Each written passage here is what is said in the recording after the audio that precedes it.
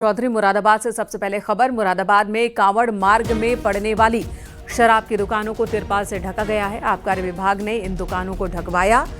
Haridwar road पर ये सभी दुकानें, खासतौर पर शराब की दुकानों को तिरपाल से ढका गया है। 36 दुकानें हैं कुल इस रोड पर।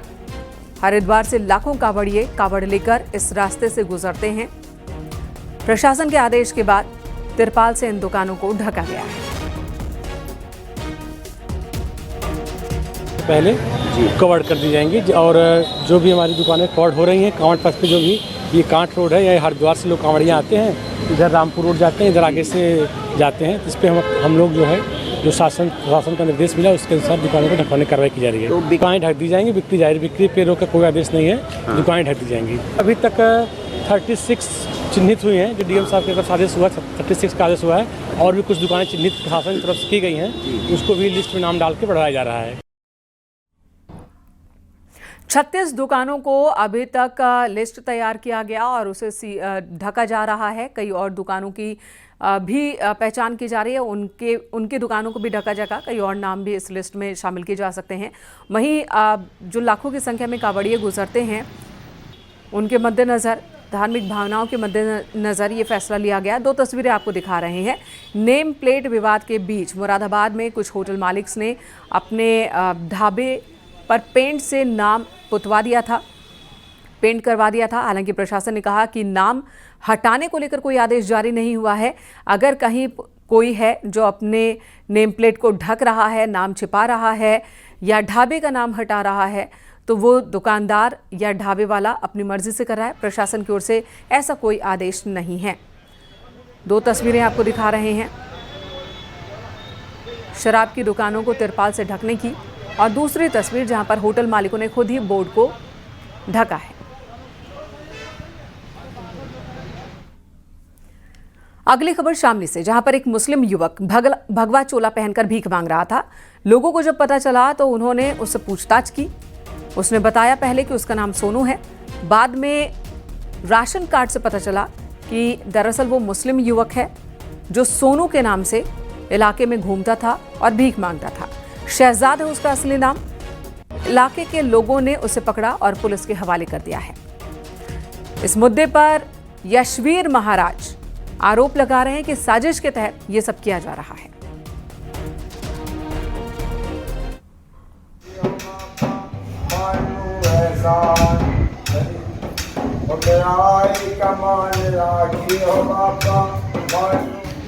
आपने अपना नाम क्या बताया? सोनू। और पिता का नाम? गांव शामली में, जिंजाना में।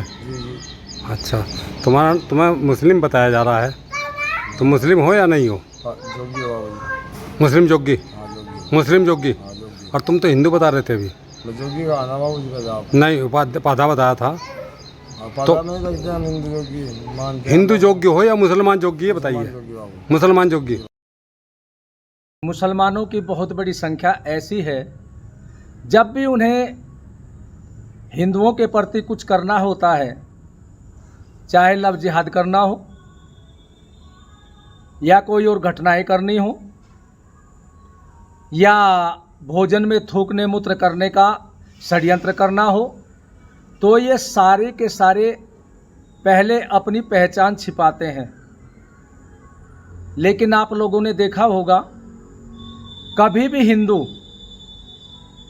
अपनी पहचान छिपा करके किसी भी मुसलमान के साथ में कोई भी किसी प्रकार का कार्य नहीं करता। वो सीधा, देखिए, सोशल मीडिया के माध्यम से और आप लोगों के माध्यम से जानकारी प्राप्त हुई थी। कुछ लोग भेष बदल कर और या शायद धर्म बदल कर भीख मांगने का काम कर रहे हैं। इसमें थाना जिंजाना के पूरे तथ्यों से जांच करने के लिए बताया गया है।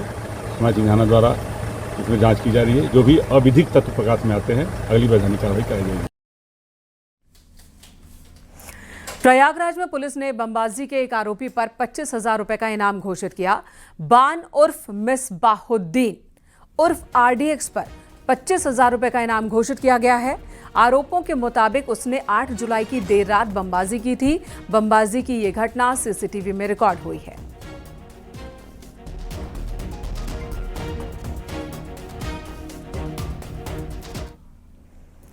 और अगली खबर अम्बेडकर नगर से, जहां एक गांव के 16 लोगों ने रेबीज के डर से एंटी रेबीज वैक्सीन लगवाई है। रेबीज से पीड़ित गाय का दूध पीने के बाद इन सभी में दहशत है कि कहीं ये भी इसके शिकार ना हो जाए, जिसके बाद इन सभी लोगों ने एंटी रेबीज वैक्सीन लगवाई। कटका थाना क्षेत्र के लवैया गांव का मामला है। आपको बता दें, गाय की मौत हो चुकी है। कुछ दिन पहले गाय को कुत्ते ने काटा था, जिसके बाद गाय का दूध पीने वाले लोगों में अब दहशत है। उन्होंने वैक्सीन तो लगवा ली है। पशु डॉक्टर ने गाय को देखकर रेबीज की पुष्टि की थी, जिसके बाद गाय की मौत हो चुकी है। हमारी गाय को 5-6 दिन पहले रेबीज के लक्षण पता चला। गाय की जब तबीयत बिगड़ी तो पशु डॉक्टर को बुलाए तो उन्होंने कहा कि इसे कुत्ता काट लिया है और रेबीज हो गई है, यह गाय अब बचेगी नहीं। गाय को बच्चा दिए हुए लगभग 1.5 महीने हुए थे। उस गाय का दूध हमारे पूरे परिवार के लोग और बगल के एक परिवार के लोग सेवन किए थे।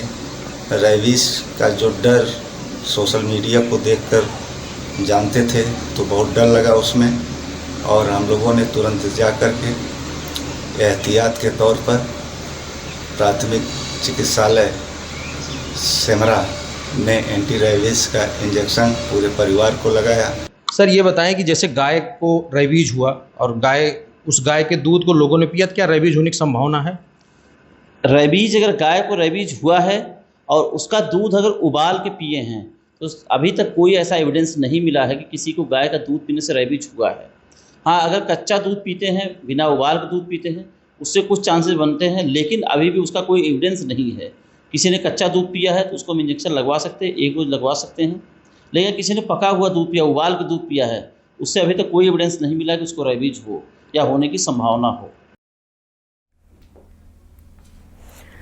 जांच एजेंसियां छांगुर बाबा और उसके करीबियों की संपत्ति खंगालने में जुटी है। छांगुर बाबा के गैंग मेंबर के अकाउंट्स भी अब खंगाले जा रहे हैं और कई एक्सक्लूसिव जानकारियां सामने आई हैं।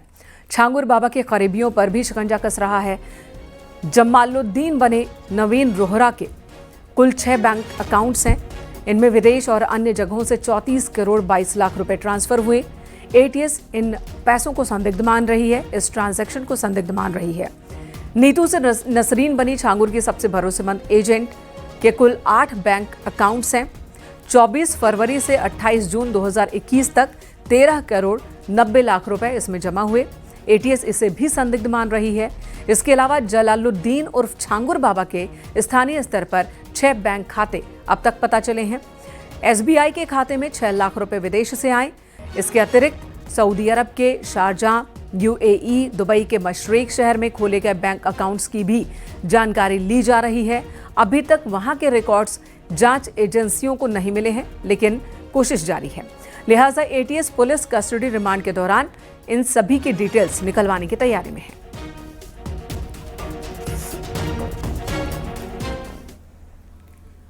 यूपी में अवैध धर्मांतरण की ग्लोबल साजिश का पर्दाफाश हुआ है। पर्दाफाश हुआ है कि कैसे नेपाल के रास्ते अवैध धर्मांतरण को अंजाम दिया जा रहा था।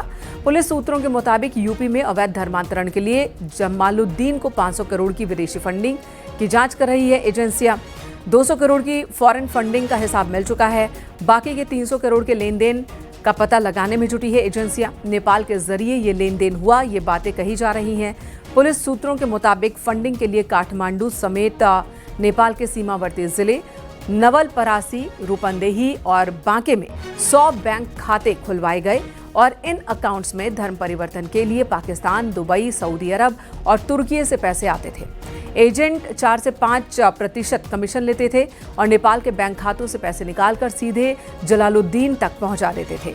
इसके लिए कैश डिपॉजिट मशीन का इस्तेमाल किया जाता था।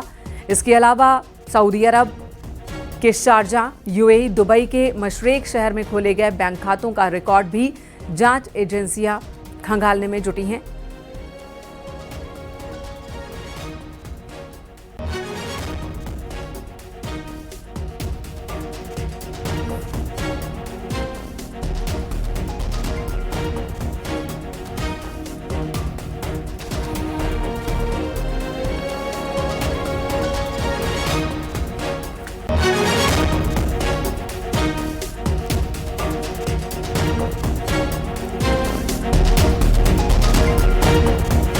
तो अभी तक ये बात सामने आ रही थी कि जलालुद्दीन को 100 करोड़ रुपए की विदेशी फंडिंग हुई है, लेकिन अब जांच एजेंसियों का दावा है कि 100 नहीं बल्कि 500 करोड़ रुपए विदेश से इसने लिए हैं, अलग अलग देशों से।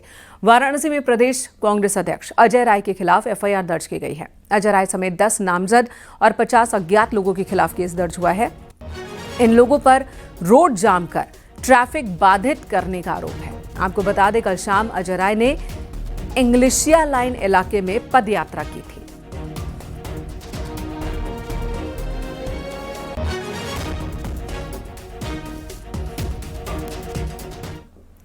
समाज कल्याण मंत्री असीम अरुण ने बच्चों की शिकायत पर स्कूल का वर्चुअली जायजा लिया है। मुरादाबाद से बच्चों ने शिकायत की थी कि छात्रावास में ठीक से काम नहीं हो रहा, जिसके बाद उन्होंने वर्चुअल निरीक्षण किया।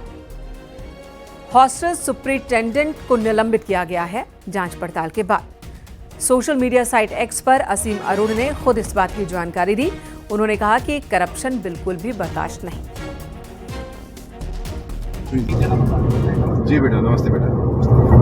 पहली बात, आप लोग को बच्चों धन्यवाद। आपने उस दिन शिकायत की, उस शिकायत को गंभीरता से लेते हुए तुरंत ये जांच का आदेश किया गया। सुनीता मैडम आई है जांच करने के लिए। एक और निधि जी अच्छा काम करा रहे हैं। आपके बगल में एक हॉस्टल अच्छा हो गया और यहाँ पे आप लोगों ने शिकायत की गड़बड़ी है। जो सुनीता मैडम ने बताया, आपने बयान दिया, उसको लिखा भी जाएगा। और भ्रष्टाचारियों का ये तरीका होता है, जो काम नहीं भी हुआ उसको बाद में कोशिश करेंगे कि आप जल्दी जल्दी कुछ कर दो। तो अगर जो नहीं हुआ वो चीज़ प्रमाणित है, जो जल्दी जल्दी कल जांच के आदेश के बाद या आपकी शिकायत के बाद किया गया वो भी प्रमाणित है। उसका अपना बयान दीजिएगा। आपके पास में कोई पहले की फोटो वीडियो रखी हो तो वो भी दीजिएगा। सुनीता जी, जो आपने जांच की है उसके आधार पर मैं निर्णय ले सकता हूँ कि ये छात्रावास अधीक्षिका जो है, क्या नाम है इनका? प्रवेश कुमारी जी। प्रवेश कुमार जी, अपनी रिपोर्ट दीजिए। इनका निलंबन होना चाहिए, अवश्य किया जाएगा। और उसके अलावा इनके खिलाफ प्रशासनिक जांच भी होगी। बाकी चेक करिए, जरूरत होगी तो एफआईआर भी की जाएगी। और जो नेक्स्ट अधिकारी होंगे वो फिर ईमानदारी के साथ में काम को पूरा करेंगे। हिंदी मराठी विवाद में महाराष्ट्र की राजनीति में एक बार फिर उत्तर भारतीयों की एंट्री हुई। ठाकरे ब्रदर्स के साथ सुर में सुर मिलाने और उत्तर भारतीयों पर टिप्पणी करने पर गोंडा में बृजभूषण शरण सिंह ने राज ठाकरे को आड़े हाथ लिया। जिस बात को तुम गर्व करते हो, उस गर्व के इतिहास में उत्तर भारतीयों का पसीना लगा है। और आज आप बहुत हल्की राजनीति कर रहे हो, हल्की राजनीति, छिछोरापन जिसको कहते हैं, बहुत हल्की राजनीति। या फिर सन 1922 में मैंने यही कहा था जब इनका अयोध्या आने का प्रोग्राम था कि भाई आओ अयोध्या, क्योंकि कहीं ना कहीं देखा जाएगा तो आप भी अयोध्या से जुड़े होंगे, राम से जुड़े हैं। लेकिन जो पिटाई करने का कार्यक्रम तुम्हारा समय समय पर चलता है, उसके लिए खेद व्यक्त करो।